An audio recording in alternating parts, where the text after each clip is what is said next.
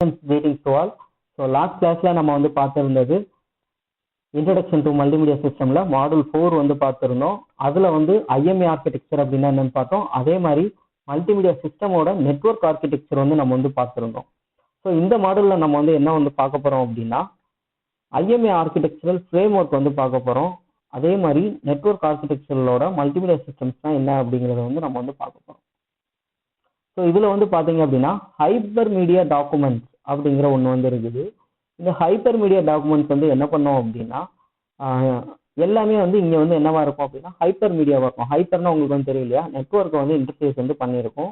அதுதான் வந்து பாத்தீங்க அப்படின்னா ஹைப்பர் மீடியா டாக்குமெண்ட்ஸ் அப்படின்னு வந்து சொல்லுவோம். இது ஒரு சிடி ஃபார்மட்லயோ இல்லை டிவிடி ஃபார்மட்லயோ வந்து இருக்கும். ஸோ நீங்க வந்து கிளிக் பண்ணீங்க அப்படின்னா இன்னொரு இது வந்து பிளே ஆகும். இந்த மாதிரி கண்ட்ரோல்ஸ் வந்து இருக்கிறதா வந்து பாத்தீங்க அப்படின்னா இந்த ஹைப்பர் மீடியா டாக்குமெண்ட்ஸ்னு சொல்லுவாங்க. நீங்க வெப்சைட்ல உள்ள எல்லா டாக்குமெண்ட்டையுமே வந்து என்ன சொல்லலாம் அப்படின்னா ஹைப்பர் மீடியா டாக்குமெண்ட்ஸ்னே வந்து சொல்லலாம். ஸோ இது வந்து பாத்தீங்க அப்படின்னா ஓரளவு இன்ட்ராக்டிவா வந்து இருக்கும். ஸோ அதே மாதிரி இந்த எக்ஸ்பீரியன்ஸ் வந்து பாத்தீங்க அப்படின்னா ஒரு இன்ட்ராக்டிவானதா வந்திருக்கும்.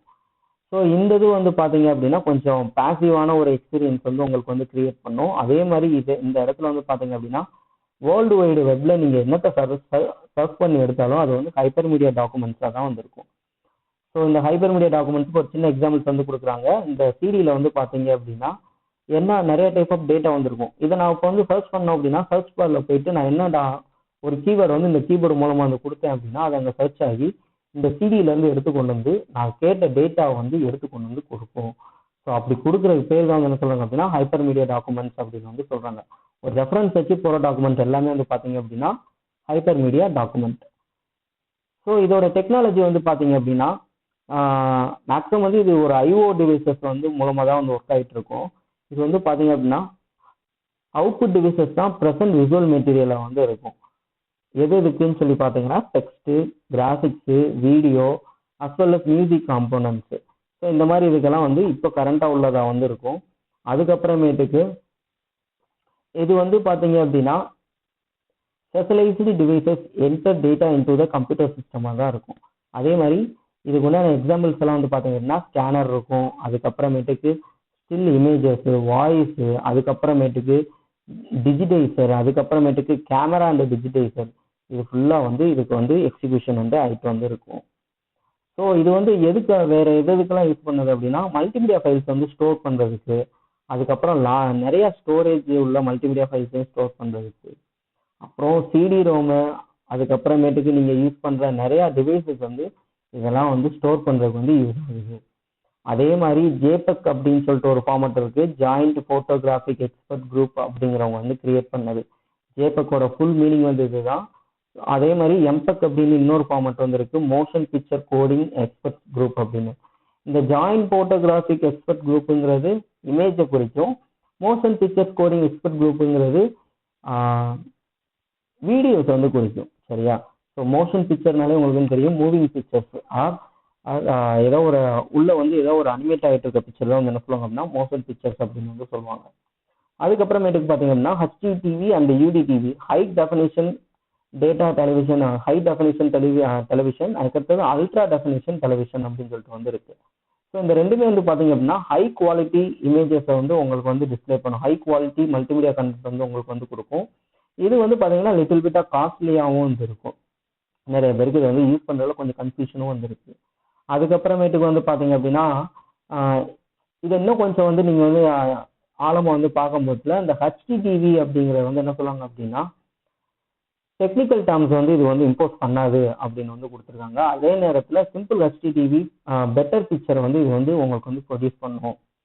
It does have some unique requirements however, so will guide you through what do you expect. நீங்கள் எதிர்பார்க்குற இமேஜஸ் வந்து பார்த்தீங்க அப்படின்னா இந்த ஹெச்டிடிவி அப்படிங்கிறது உங்களுக்கு வந்து கொடுத்துக்கிட்டு இருக்கும். இப்போ நீங்கள் ஹெச்டிடிவி போகவா வேணாமா அப்படின்னு சொல்லி வந்து பார்த்தீங்க அப்படின்னா இது வந்து ஒரு கொஸ்டினே இல்லை. இப்போ உள்ள நியூ டெக்னாலஜிஸ் ஃபுல்லாமே வந்து பார்த்தீங்க அப்படின்னா யுனைடெட் ஸ்டேட்ஸாக இருக்கட்டும், இல்லை நம்ம இந்தியா கண்ட்ரியாக இருக்கட்டும், எல்லாமே வந்து பார்த்தீங்கன்னா ஹை டெஃபினிஷன் டெலிவிஷன்ஸை தான் வந்து சேல் வந்து ஆகிட்டு இருக்கு. இது வந்து எதுக்காக இவ்வளவு தூரம் வந்து சேல் ஆகுது அப்படின்னா இதோடைய குவாலிட்டிக்காக மட்டுமே இது வந்து சேவ் ஆகிக்கிட்டு இருக்கு. அதுக்கப்புறமேட்டுக்கு இந்த UD டிவியை பொறுத்தவரையும் ultra definition TV that process will still take a while through first. Americans will have to replace their old television with new high definition TV models. The stations and the providers need to pace out standard definitions broadcast in favor of high definition ones, and the TV producers will need to make all of their shows in high definition. We are still in the midst of going high def as a nation, and will be for years to come, but the change to HD is inevitable, which is why at this point we recommended that everyone shopping for a new TV should buy an HD TV. If you can't afford one now, you should make do with your current set and save up until you can. The next one is 3D technologies and holography. 3D technologies nothing but you know that முப்பரிமாண நிலையா வந்து இது வந்து இருக்கும். So இது வந்து என்ன அப்படின்னா நீங்கள் எங்கிட்ட பார்த்தாலும் வந்து ஒரே மாதிரியே தெரியும். So that is called 3D technologies அப்படின்னு வந்து சொல்லுவாங்க. ஸோ இது வந்து பார்த்தீங்க அப்படின்னா நீங்கள் எங்கிட்ட திருப்பினாலும் ஒரே எஃபெக்ட் வந்து கொடுத்துக்கிட்டே இருக்கும். தட் மீன்ஸ் அதோடைய இப்போ ரைட் சைடு பார்த்தீங்கன்னா அந்த ஆப்ஜெக்ட் இப்படி இருக்கும், லெஃப்ட் சைடு பார்த்தீங்கன்னா அந்த ஆப்ஜெக்ட் இப்படி இருக்கும், இதே மாதிரி மேலே இருந்து பார்த்தீங்கன்னா அந்த ஆப்ஜெக்ட் வந்து இப்படி இருக்கும். இந்த மாதிரி ஒரு 3D எஃபெக்ட் வந்து உங்களுக்கு வந்து கொடுக்குறது வந்து பார்த்தீங்க அப்படின்னா இந்த 3D டெக்னாலஜி, அதாவது ஒய்யையும் காட்டும்,